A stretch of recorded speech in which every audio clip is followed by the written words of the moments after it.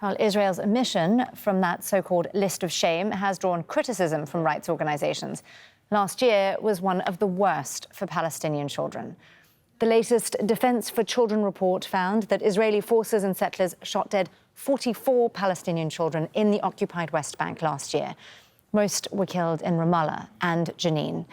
In 2021, the rights group recorded 78 deaths and 9 in 2020. So far this year, at least 33 Palestinian minors have been killed, 3 in recent days. Well, let's speak to Abu Eqtaish. He's a child advocate. He joins us now from Ramallah. As we were just hearing there from Gabriel, Russia was added to the blacklist, but Israel was not. How do you feel about that? It's clear that this list is based on political reasons, not the human rights or humanitarian law reasons. And I believe that the UN itself is complicit in this crime because Israel, as a result of its history since the year 2000 until now, it should be included in that list since the establishment of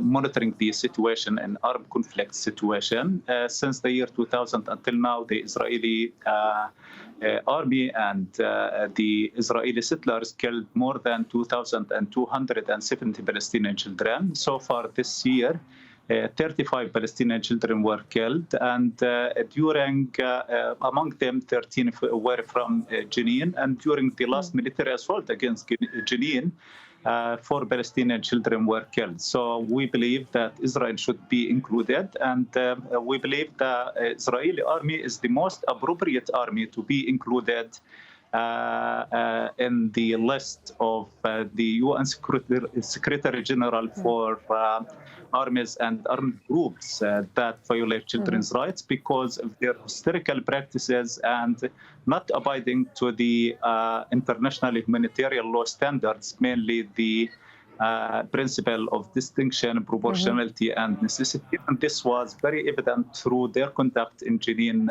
camp during the last... Let me ask you about that, Ayed, because as you say, a number of those killed in Jenin in the last 2 days were under 18. And as you say, dozens of children were killed by Israeli forces last year. Has the omission of Israel from this list created perhaps more of a sense of impunity?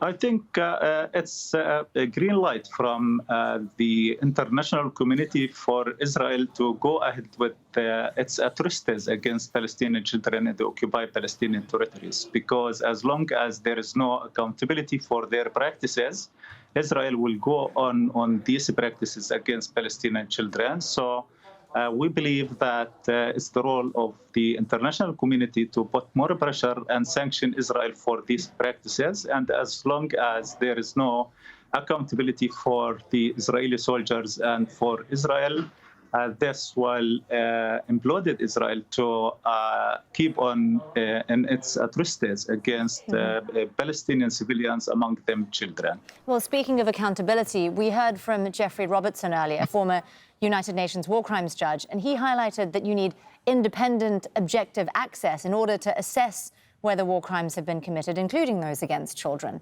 And Israel is refusing that access?